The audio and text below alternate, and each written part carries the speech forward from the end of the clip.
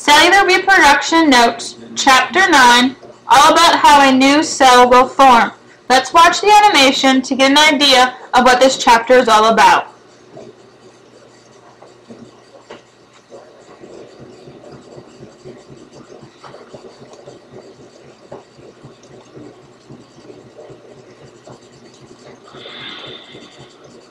Cells will continue to grow until they reach their size limit or their potential.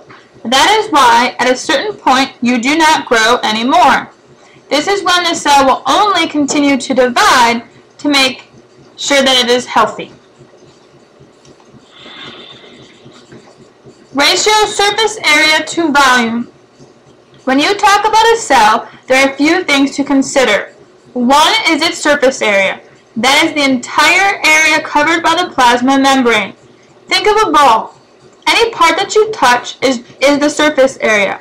For simplicity matters, we will only think of a cell as a cube, thus making the formula to calculate surface area to be length times width times number of sides.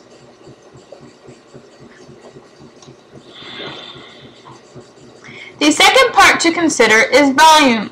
This is the space taken up by the inner contents of the cell.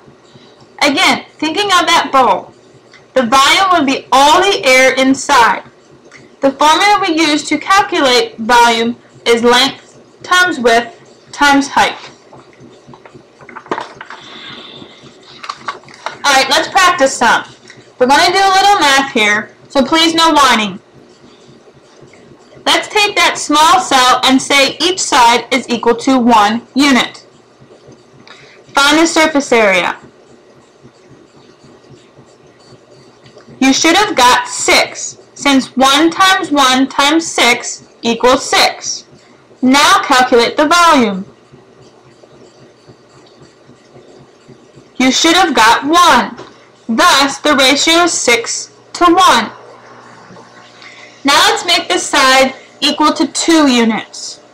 Calculate surface area and volume. Surface area should have been 24, since 2 times 2 times 6 is equal to 24. And the volume is 8, since 2 times 2 times 2 is 8. Thus, the ratio is 3 to 1. Okay, only one more. Now let's make the side equal to 3 units. Calculate your surface area and volume.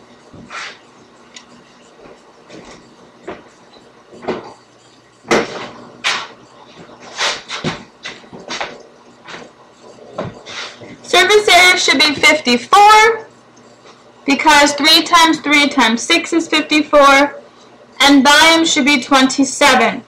3 times 3 times 3 is equal to 27. Thus, the ratio is 2 to 1. So, what does this mean? Take a moment and ponder these figures and the cell sizes.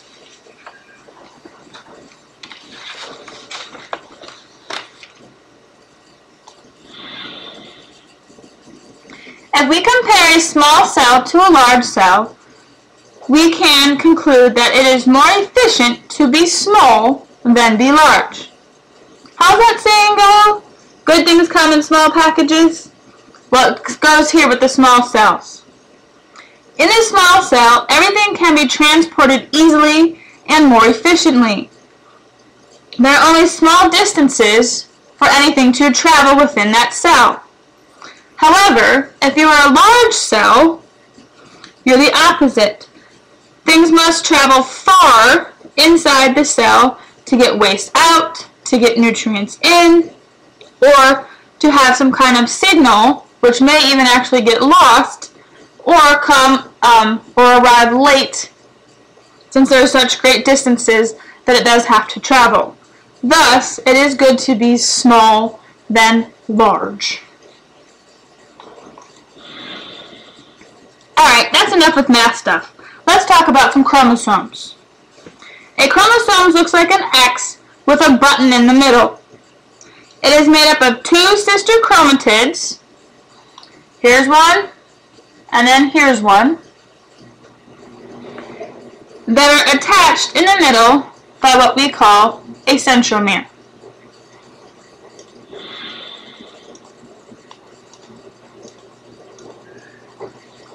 So, a chromosome is a structure that contains the genetic information that's passed on from generation to generation.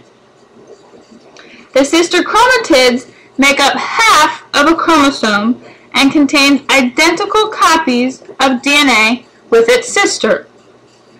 And a centromere is where the two sister chromatids attach to each other. So again, here's your whole chromosome. This would be a chromatid, this would be a chromatid, and then here would be your centromere.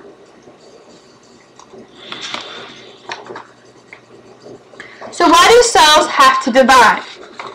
Now again, we're only talking about our body cells, like skin, hair, muscle, nerve, liver, all those. Two main reasons why our cells need to divide. One is to heal, so anytime you have a cut, a scrape, a tear, a break, your body needs to fix it so everything becomes healthy again. And then the other reason is for growth, obviously to increase in size.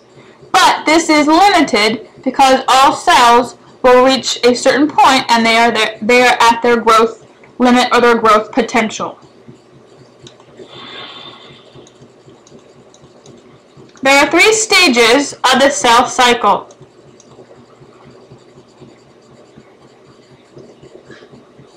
Body cells will go through the cell cycle when there is a need for a new one. They're not going to do it unless there is that need. Those needs again are to heal or to grow. There are 3 parts of the cell cycle. Stage 1 is interphase, and it can be broken down into G1, S, or G2. The second stage is mitosis, which has 4 steps, which are prophase, metaphase, anaphase, and telophase. And finally, stage 3 is cytokinesis.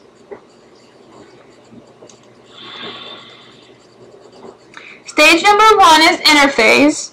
As you can see, it is very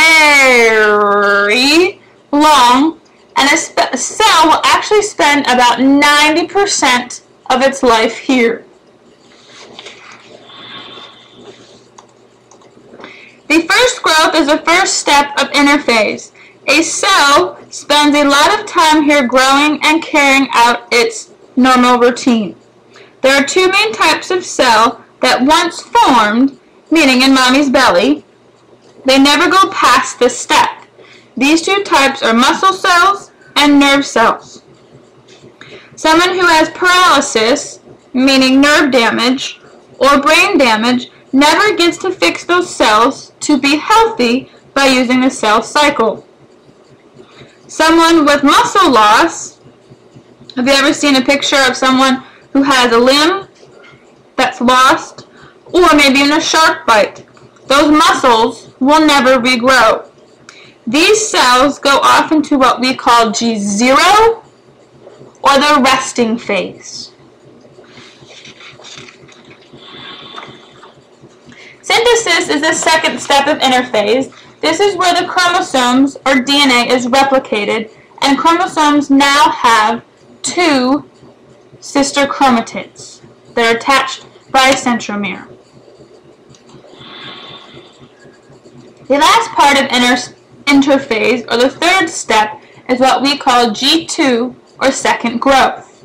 A cell will prepare for the nucleus to divide in mitosis by ensuring that it is healthy and it's big enough. Microtubules, called centrioles and spindle fibers, will be formed to help during stage 2, called mitosis.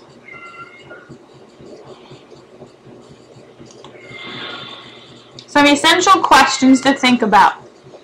Why is it good for cells to be relatively small? What are the main stages of the cell cycle? Name and describe the steps in interphase. Vocabulary: cell cycle, interphase, mitosis, cytokinesis, chromosome, chromatid, and centromere.